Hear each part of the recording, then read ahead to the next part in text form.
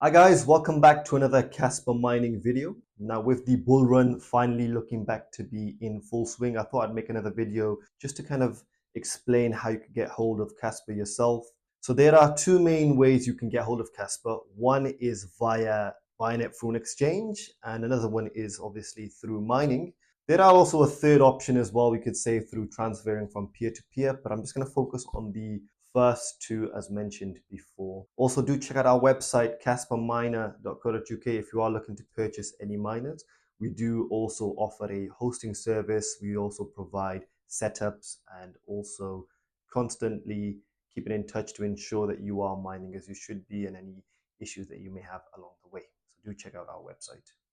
Right then, so let's first of all get into how you would use exchanges to purchase KASPA. So before I do continue though, I would recommend you downloading the following: Coinbase, KuCoin, and CoinEx.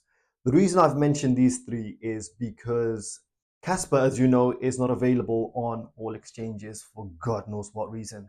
However, it is available on KuCoin and CoinEx. However, it's not available on Coinbase.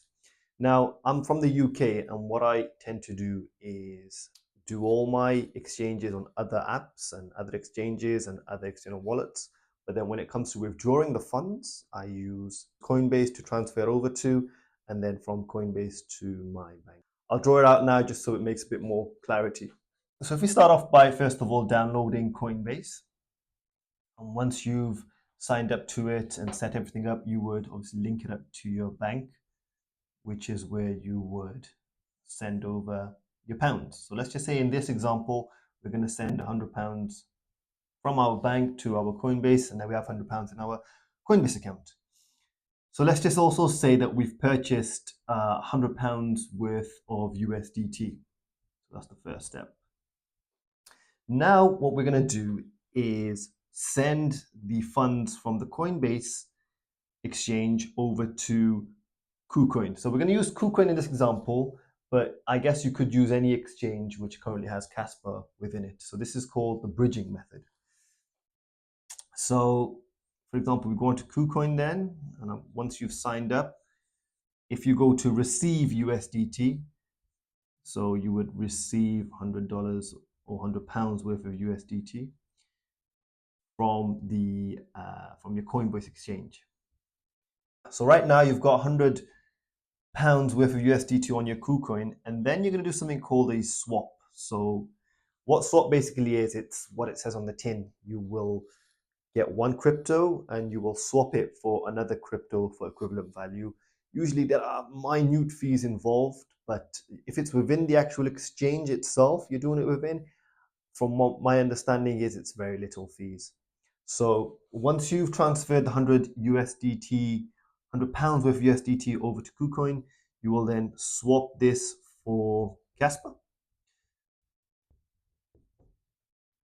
And therefore then you have, as a result, £100 worth of KASPA within your exchange. So you could actually stop at this point. You've got now KASPA within your holdings on an exchange which is secure. However, in previous videos, I've recommended that you transfer your funds over to an external wallet just for some safety and ensuring that you are always in charge, as we do know at times exchanges can go down or they have some issues. So at least on an external wallet, you are in full control. So I guess after that, you can then send your funds over to, in this case, let's just say Tangem. And you would have £100 worth of KASPA within your Tangem. You probably are wondering now how I would get my funds back out. So it's the same process, but in reverse. So what you do is from Tangem to KuCoin, you could send £100 worth of KASPA, make the swap from KASPA to USDT, and then from KuCoin back to Coinbase, you £100 USDT, and then finally from Coinbase, you exchange it and then send it back to your bank. I hope that's made sense. If not, do watch this part again. I've tried to help as best as I can with this diagram. But yeah, that is pretty much how you can connect your bank up to an exchange, purchase KASPA and keep it in storage, and also how you would reverse engineer it to get your funds back into your bank. You could also technically go from Tangem to Coinbase and then Coinbase to your bank by doing a swap on Tangem. However, from what I am aware, the fees are a lot higher on Tangem as they're a wallet and not actually an exchange. So I believe they have to contact third parties in order to make the exchange. But that is another method if you did want to get your funds by not going through KuCoin. Now, the second step I want to talk about is mining your KASPA. So I've done many mining videos in the past, and I'll explain it in simplest terms here just so that you can use this mining if you feel as if this will benefit yourself rather than purchasing it. So let's just say you purchase your KASPA miner, and that's obviously connected to the internet.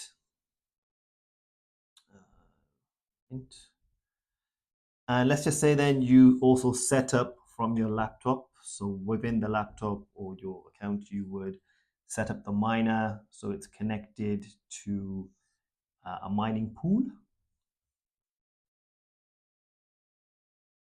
So this is essentially where the miner is doing the work and it's contributing towards the network hash rate, and also it's gathering your coins here. What this mining pool then does, it sends it off to your wallet, which would usually be an exchange. So in this case, let's just use KuCoin as previously. So one of the pros of this is you can set up, so every time you have mined, I don't know, X 5,000 KASPA, 10,000 KASPA, you can choose for it to send it to your exchange at any given at a given quantity of your choice. And then as previously, when you've got your coins on on KuCoin, you can then either hold it there or you can send it back to an exchange or you can send it to an external wallet, whatever preference you have. But this is essentially how you would mine or use a miner in order to get hold of some KASPA. So thanks again for watching, guys. If you could please like, share, and subscribe to the channel, it does really help. And also do leave any questions or get in touch if you do have any questions regarding KASPA or mining in general.